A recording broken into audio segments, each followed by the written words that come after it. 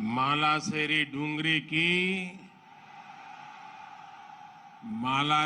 डूंगरी की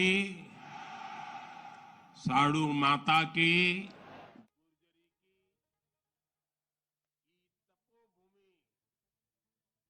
महादानी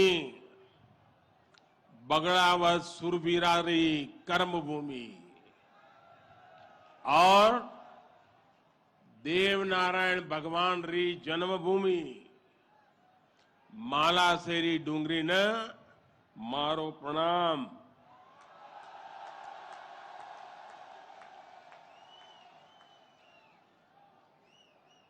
श्री हेमराज जी गुजर, श्री सुरेश दास जी,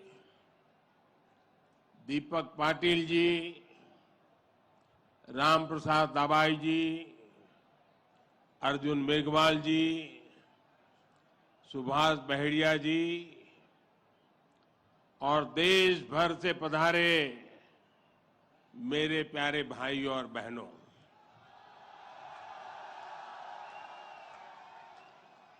आज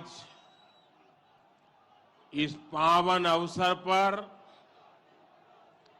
भगवान देवनारायण जी का बुलावा आया और जब भगवान देवनारायण जी का बुलावा आए और कोई मौका छोड़ता है क्या? मैं भी हाजिर हो गया।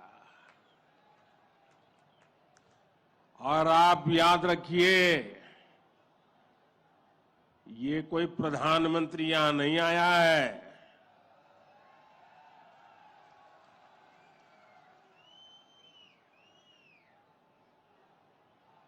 मैं पूरे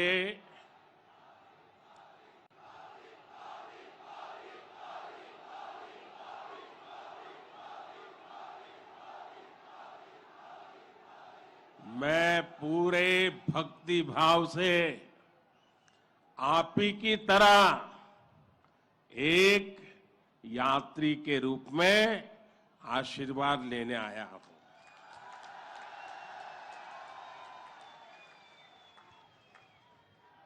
अभी मुझे यज्ञशाला में पूर्णाहुति देने का भी सौभाग्य मिला। मेरे लिए ये भी सौभाग्य का विषय है कि मुझ जैसे एक सामान्य व्यक्ति को आज आपके बीच आकर के भगवान देवनारायण जी का और उनके सभी भक्तों का आशीर्वाद प्राप्त करने का ये पुण्य प्राप्त हुआ है। भगवान देवनारायण और जनता जनार्दन दोनों के दर्शन करके मैं आज धन्य हो गया हूं।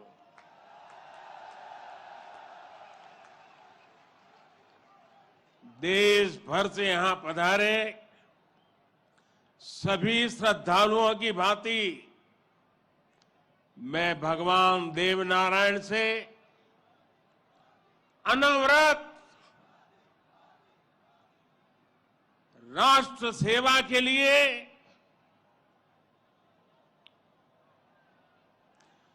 गरीबों के कल्याण के लिए आशीर्वाद मांगने आया हूं।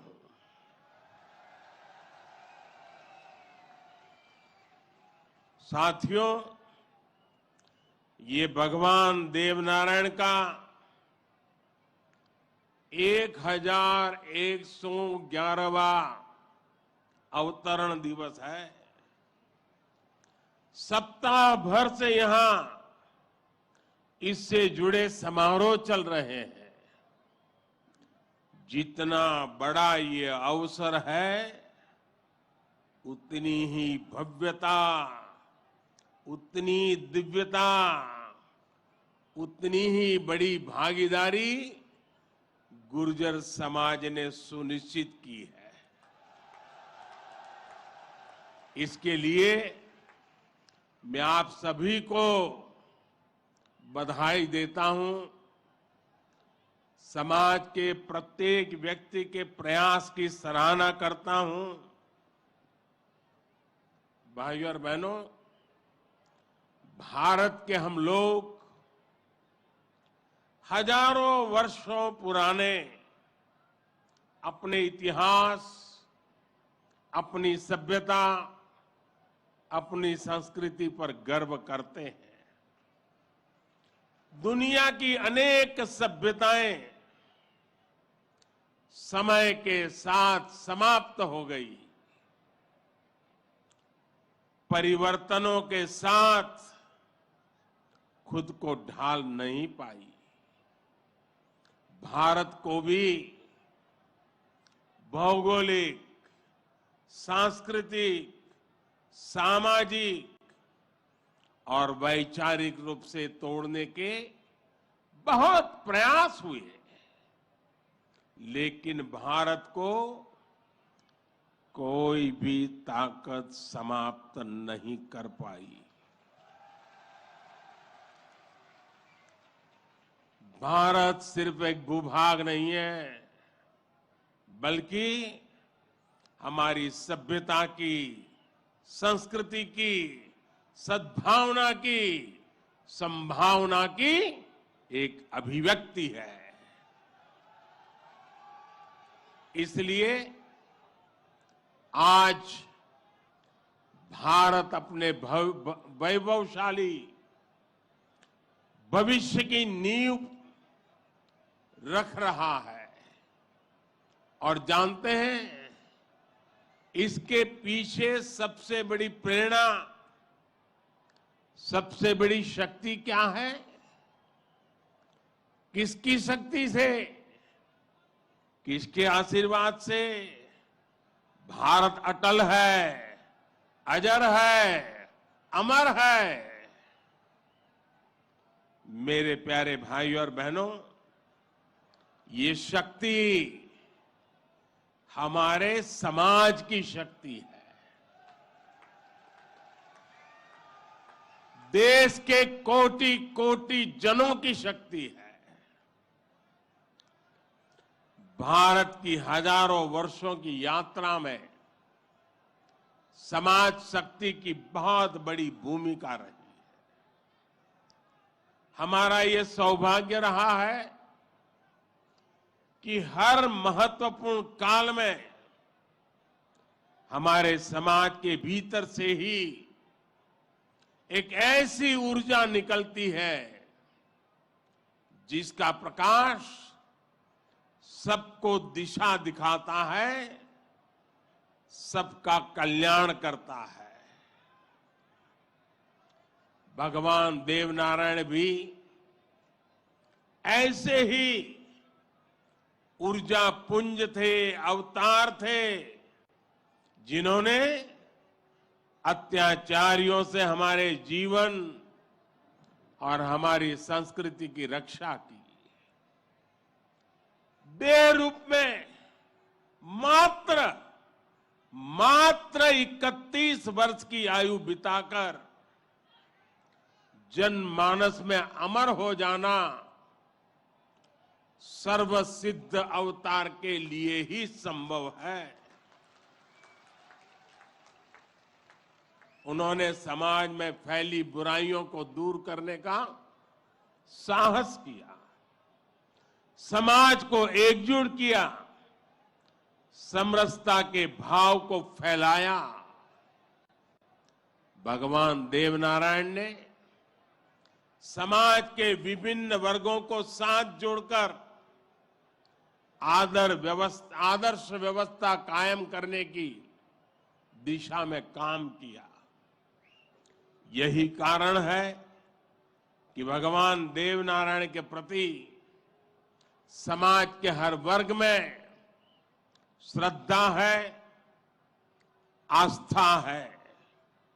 इसलिए भगवान देवनारायण आज भी लोक जीवन में परिवार के मुखिया की तरह हैं। उनके साथ परिवार का सुख दुख बांटा जाता है।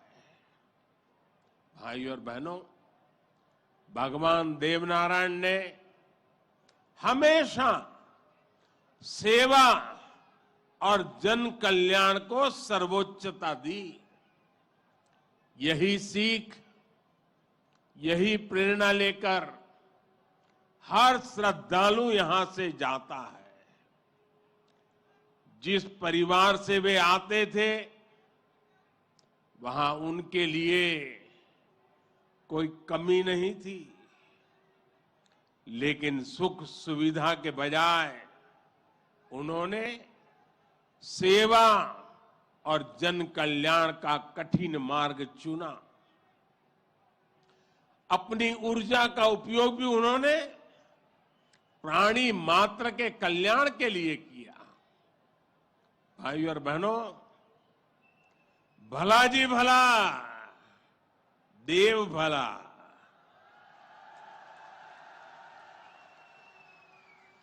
भला जी भला, देव भला। इसी उद्घोष में भले की कामना है, कल्याण की कामना है। भगवान देवनारायण ने जो रास्ता दिखाया है, वो सबके साथ से सबके विकास का है। आज देश इसी रास्ते पर चल रहा है। बीते 8-9 वर्षों से देश समाज के हर उस वर्ग को सशक्त करने का प्रयास कर रहा है जो उपेक्षित रहा है, वंचित रहा है। वंचितों को वरीयता, इस मंत्र को लेकर के हम चल रहे हैं। आप याद करिए, राशन मिलेगा या नहीं, कितना मिलेगा, ये गरीब की कितनी बड़ी चिंता होती थी। आज हर लाभार्थी को पूरा राशन मिल रहा है, मुफ्त मिल रहा है। अस्पताल में इलाज की चिंता को भी हमने आयुष्मान भारत योजना से दूर कर दिया है। गरीब के मन में घर को लेकर टॉयलेट, बिजली, गैस कनेक्शन को लेकर चिंता हुआ करती थी, वो भी हम दूर कर रहे हैं। बैंक से लेन देन भी कभी बहुत ही कम लोगों के नसीब होती थी। आज देश में सभी के लिए बैंक के दरवाजे खुल गए हैं। साथियों, पानी का क्या महत्व होता है, ये राजस्थान से भला बेहतर कौन जान सकता है। लेकिन आजादी के अनेक दशकों बाद भी देश के सिर्फ 3 करोड़ परिवारों तक ही नल से जल की सुविधा थी। 16 करोड़ से ज्यादा ग्रामीण परिवारों को पानी के लिए संघर्ष करना पड़ता था। बीते 3.5 वर्षों के भीतर देश में जो प्रयास हुए हैं, उसकी वजह से अब 11 करोड़ से ज्यादा परिवारों तक पाइप से पानी पहुंच चुक लगा है। देश में किसानों के खेत तक पानी पहुंचाने के लिए भी बहुत व्यापक काम देश में हो रहा है। सिंचाई की पारंपरिक योजनाओं का विस्तार हो या फिर नई तकनीक के सिंचाई, किसान को आज हर संभव मदद दी जा रही है। छोटा किसान जो कभी सरकारी मदद के लिए तरसता था, उसे भी पहली बार पीएम किसान सम्मान निधि से सीधी मदद मिल रही है। यहां राजस्थान में भी किसानों को पीएम किसान सम्मान निधि के तहत 15,000 करोड़ रुपए से अधिक सीधे उनके बैंक खातों में भेजे गए हैं। साथियों, भगवान देवनारायण ने गौ सेवा को समाज सेवा का, समाज के सशक्तिकरण का माध्यम बनाया था। बीते कुछ वर्षों से देश में भी गौ सेवा का ये भाव निरंतर सशक्त हो रहा है। हमारे यहां पशुओं में खुर और मुंह की बीमारियां, खुरपका और मुंहपका कितनी बड़ी समस्या थी, ये आप अच्छी तरह जानते हैं। इससे हमारी गायों को, हमारे पशुधन को मुक्ति मिले, इसलिए देश में करोड़ों पशुओं के मुफ्त टीकाकरण का बहुत बड़ा अभियान चल रहा है। देश में पहली बार गौ कल्याण के लिए राष्ट्रीय कामधेनु आयोग बनाया गया है। राष्ट्रीय गोकुल मिशन से वैज्ञानिक तरीकों से पशुपालन को प्रोत्साहित करने पर बल दिया जा रहा है। पशुधन हमारी परंपरा, हमारी आस्था का ही नहीं, बल्कि हमारे ग्रामीण अर्थतंत्र का भी मजबूत हिस्सा है। इसलिए पहली बार पशुपालकों के लिए भी किसान क्रेडिट कार्ड की सुविधा दी गई है। आज पूरे देश में गोवर्धन योजना भी चल रही है। ये गोबर सहित खेती से निकलने वाले कचरे को कंचन में बदलने का अभियान है। हमारे जो डेयरी प्लांट है, वे गोबर से पैदा होने वाली बिजली से ही चले, इसके लिए भी प्रयास किए जा रहे हैं। साथियों, पिछले वर्ष स्वतंत्रता दिवस के अवसर पर मैंने लाल किले से पंच प्राणों पर चलने का आग्रह किया था। उद्देश्य यही है कि हम सभी अपनी विरासत पर गर्व करें, गुलामी की मानसिकता से बाहर निकले और देश के लिए अपने कर्तव्यों को याद रखें। अपने मनुष्यों के दिखाए रास्तों पर चलना और हमारे बलिदानियों, हमारे शूरवीरों के शौर्य को याद रखना भी इसी संकल्प का हिस्सा है। राजस्थान तो धरोहरों की धरती है। यहां सृजन है, उत्साह और उत्सव भी है, परिश्रम और परोपकार भी है, शौर्य यहां घर घर के संस्कार है। रग राग राजस्थान के पर्याय है। उतना ही महत्व यहां के जन जन के संघर्ष और संयम का भी है। ये प्रेरणा स्थली भारत के अनेक गौरवशाली पलों की, व्यक्तित्वों की साक्षी रही है। तेजासी से बाबूजी तक, गोगा जी से रामदेव जी तक, बप्पा रावल से महाराणा प्रताप तक, यहां के महापुरुषों, जननायकों, लोक देवताओं और समाज सुधारकों ने हमेशा देश को रास्ता दिखाया है। इतिहास का शायद ही कोई कालखंड है जिसमें इस मिट्टी ने राष्ट्र के लिए प्रेरणा न दी हो।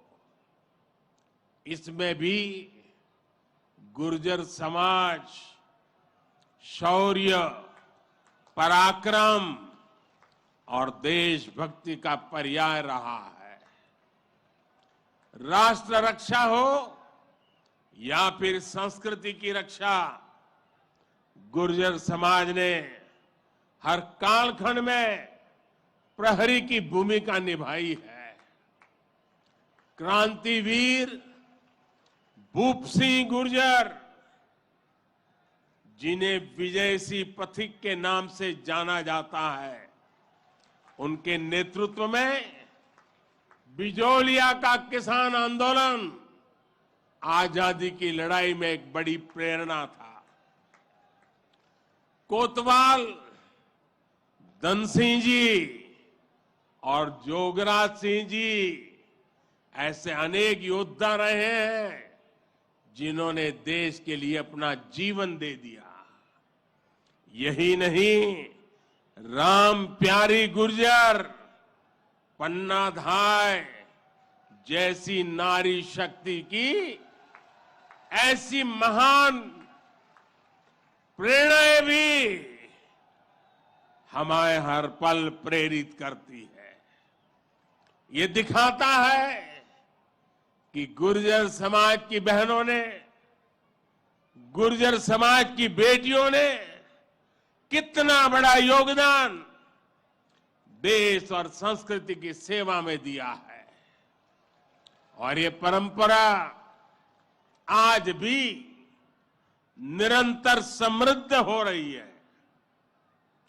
ये देश का दुर्भाग्य है कि ऐसे अनगिनत सेनानियों को हमारे इतिहास में वो स्थान नहीं मिल पाया जिसके वो हकदार थे, जो उन्हें मिलना चाहिए था। लेकिन आज का भारत, नया भारत, बीते दशकों में हुई उन भूलों को भी सुधार रहा है। अब भारत की संस्कृति और स्वतंत्रता की रक्षा के लिए भारत के विकास में जिसका भी योगदान रहा है, उसे सामने लाया जा रहा है। साथियों, आज ये भी बहुत जरूरी है कि हमारे गुर्जर समाज की जो नई पीढ़ी है, जो युवा है, वो भगवान देव नारायण के संदेशों को, उनकी शिक्षाओं को और मजबूती से आगे बढ़ाएं। ये गुर्जर समाज को भी सशक्त करेगा और देश को भी आगे बढ़ाने में इससे मदद मिलेगी। साथियों, 21वीं सदी का ये कालखंड भारत के विकास के लिए, राजस्थान के विकास के लिए बहुत अहम है। हमें एकजुट होकर देश के विकास के लिए काम करना है। आज पूरी दुनिया भारत की ओर बहुत उम्मीदों से देख रही है। भारत ने जिस तरह पूरी दुनिया को अपना सामर्थ्य दिखाया है, अपना दमखम दिखाया है, उसने शूरवीरों की इस धरती का भी गौरव बढ़ाया है। आज भारत दुनिया के हर बड़े मंच पर अपनी बात डंके की चोट पर कहता है। आज भारत दूसरे देशों पर अपनी निर्भरता कम कर रहा है। इसलिए ऐसी हर बात जो हम देशवासियों की एकता के खिलाफ है, उससे हमें दूर रहना है। हमें अपने संकल्पों को सिद्ध कर दुनिया की उम्मीदों पर खरा उतरना है। मुझे पूरा विश्वास है कि भगवान देव नारायण जी के आशीर्वाद से हम सब जरूर सफल होंगे। हम कड़ा परिश्रम करेंगे, सब मिलकर के करेंगे। सबके प्रयास से सिद्धि प्राप्त होके रहेगी। और ये भी देखिए कैसा संयोग है, भगवान देवनारायण जी का 1111वां अवतरण वर्ष। उसी समय भारत की G20 की अध्यक्षता, और उसमें भी भगवान देवनारायण का अवतरण कमल पर हुआ था।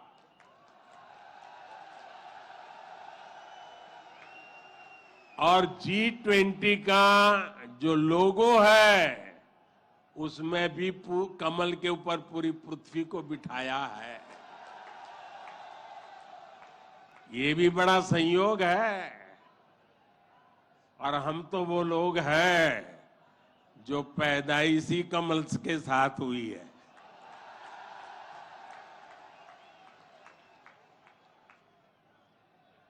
और इसलिए हमारा आपका नाता कुछ गहरा है।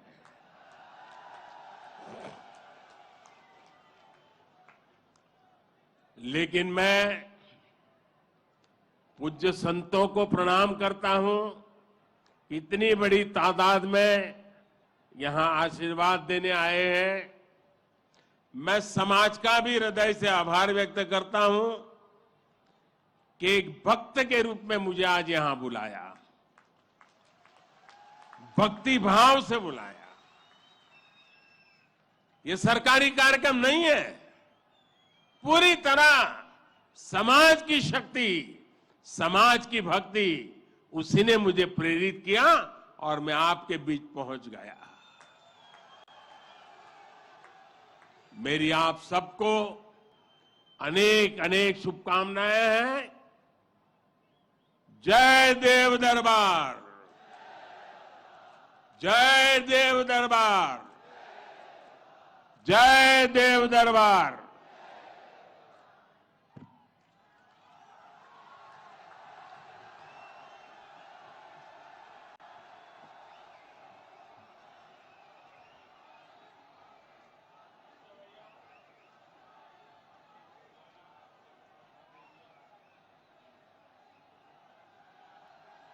हेलो हेलो, चलिए कीबोर्ड।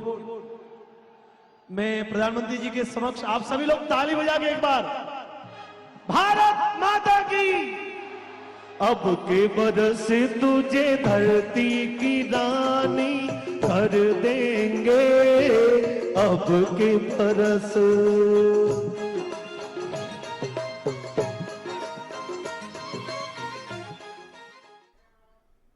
प्रधानमंत्री नरेंद्र